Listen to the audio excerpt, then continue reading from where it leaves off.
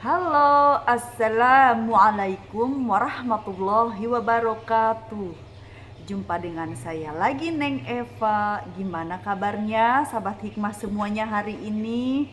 Yang soleh dan soleha, yang baik hatinya, yang cantik dan yang ganteng lahir batinnya, yang tidak sombong, rajin menabung, serta rajin sedekah. Semoga hari ini sehat-sehat walafiat dan dalam lindungan Allah Subhanahu wa Ta'ala. Dan semoga kita semuanya mendapatkan kucuran rahmat, keberkahan, dan keridhoannya, serta mendapat syafaat baginda Rasulullah Shallallahu Alaihi Wasallam, baik ketika di dunia maupun di akhirat kelak. Amin, amin, amin ya robbal alamin. Baik sahabat hikmah semuanya, sebelumnya saya akan mengingatkan bahwa video konten YouTube ini dibuat untuk umum dan bagi siapa saja yang mau mengambil pelajaran, manfaat, serta hikmah di dalamnya, serta untuk pertumbuhan dan perkembangan jiwa kita setiap harinya. So, semangat terus belajar berbenah jiwa. Dan juga video konten YouTube ini dibuat tidak untuk menyinggung siapapun atau tidak untuk merendahkan siapapun. Justru sebaliknya, di sini kita belajar berbenah jiwa, belajar menata jiwa, serta membeningkan hati dalam rangka ketauhidan menuju Allah Subhanahu wa Ta'ala. Semangat terus belajar dan berbenah jiwa, belajar berjuang melawan hawa nafsu kita, dan juga belajar untuk membeningkan hati. Tujuan kita adalah Allah Subhanahu wa Ta'ala.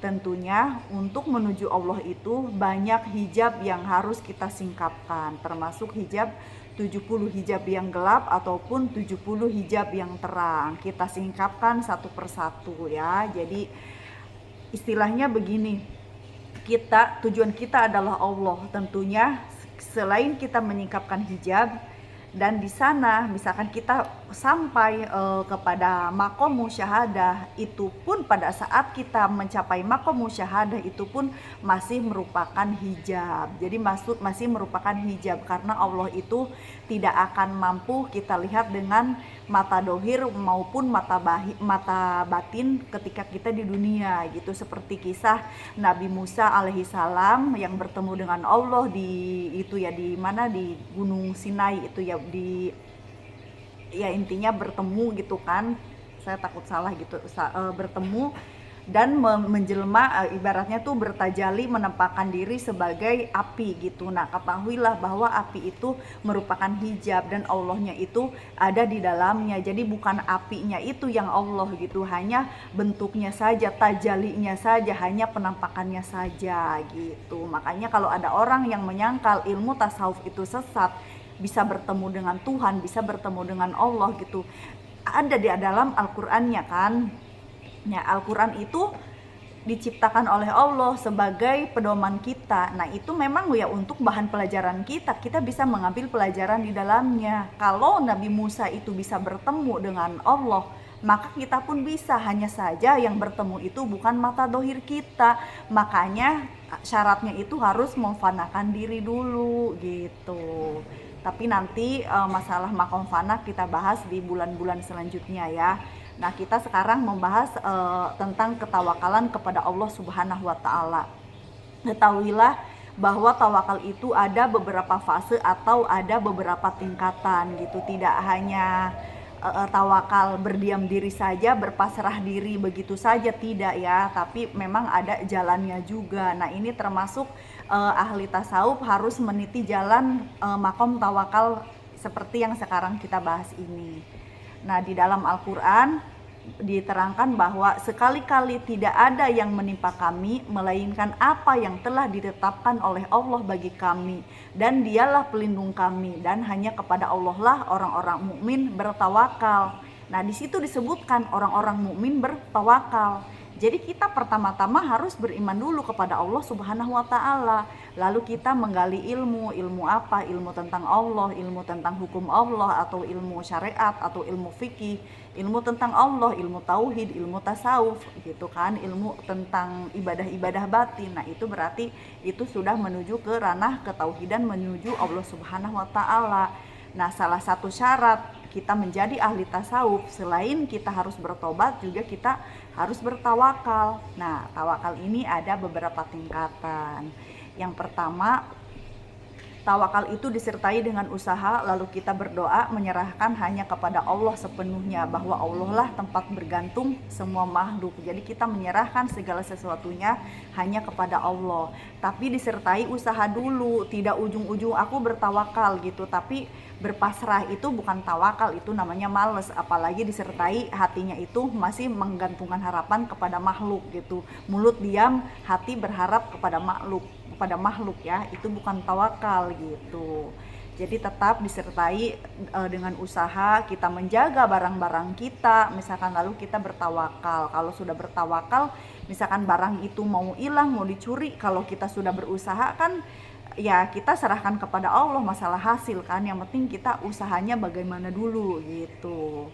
Terus kita misalkan tentang pekerjaan, tentang mencari nafkah atau untuk mendapatkan uang, ya kita tetap bekerja, tetap berusaha, tawakal kepada Allah. Masalah gaji berapa, masalah upah berapa, masalah nanti dapat uang berapa, Allah lah yang menentukannya gitu. Besar kecilnya Allah yang menentukan begitu ya.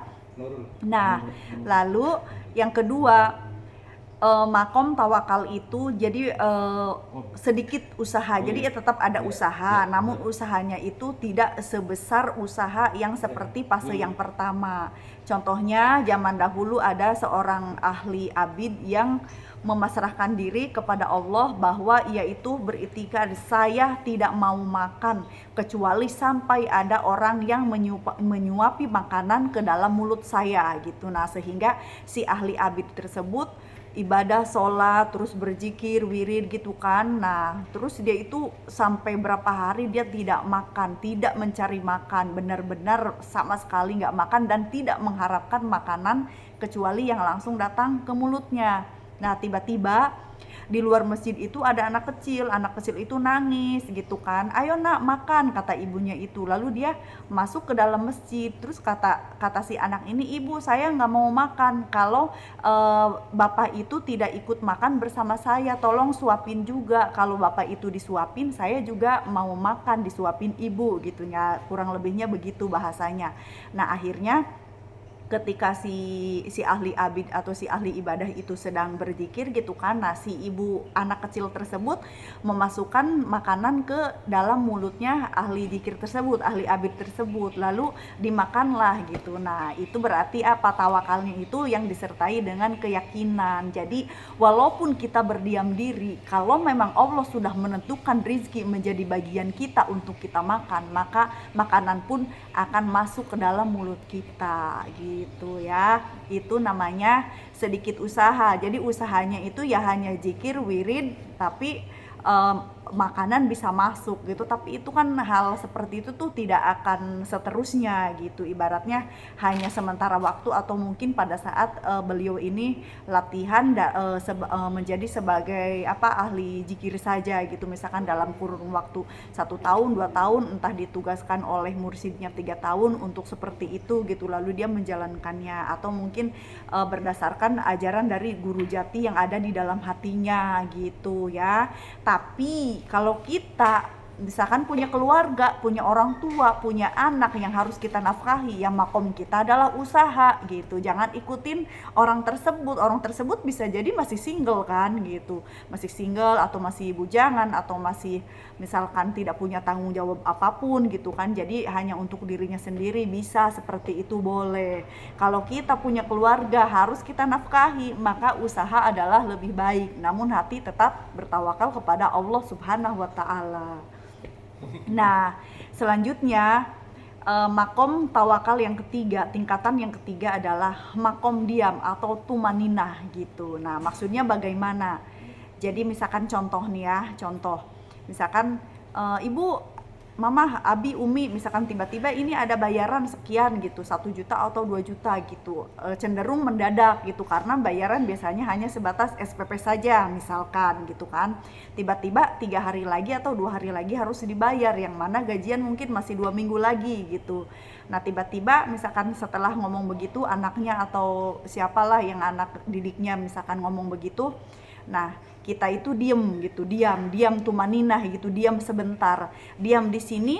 Kita tidak berdoa, tidak mengharapkan pemberian orang lain, dan juga kita tidak ibaratnya tidak punya apa-apa untuk kita bayarkan gitu, tidak punya uang untuk bayaran tersebut. Tiba-tiba kita diam gitu, diam tumaninah sejenak, tapi tiba-tiba, nah misalkan apa setelah 2 jam, apa sorenya, apa malamnya, ada yang bayar utang misalkan senilai 2 juta gitu, senilai yang bayaran tersebut. Atau tiba-tiba sorenya ada orang yang nyuruh kemana, nyewa mobil apa gimana, terus dapat uang segitu misalkan. Atau misalkan ada yang orderan apalah gitu, sehingga kita itu bisa mendapatkan uang sejumlah yang harus dibayarkan ke sekolah tersebut misalkan. Nah, itu namanya berarti makom tawakal sudah masuk ke dalam relung batinnya, karena sudah terbiasa tawakal disertai usaha, dia istiqomahkan setiap harinya. Ketika kita ada kebutuhan mendesak, kita terdiam, kita tumaninah,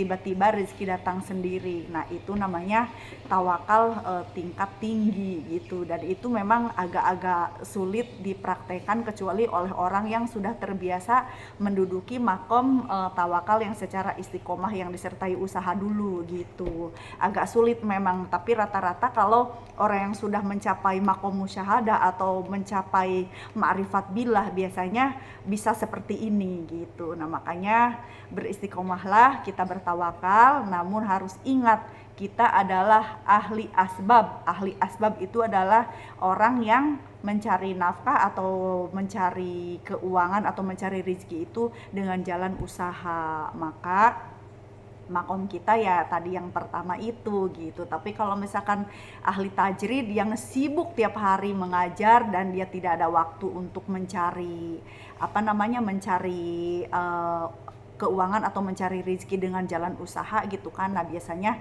di sini makomnya gitu. Karena ya memang zikirnya juga sudah istiqomah, dan tawakal makom usahanya juga sudah istiqomah dari sebelum-sebelumnya gitu ya. Itulah tingkatan makom tawakal untuk jalan kita menuju Allah Subhanahu wa taala ya. Semoga kita termasuk dalam golongan orang-orang yang bertawakal. Jangan khawatirkan rezeki, jangan khawatirkan apa yang menjadi bagian kita akan menjadi bagian kita.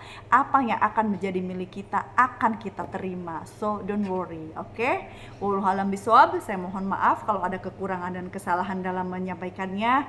Saya hanya manusia biasa yang belajar dan terus belajar. Ambil baiknya dan buang buruknya, dan juga semoga bermanfaat.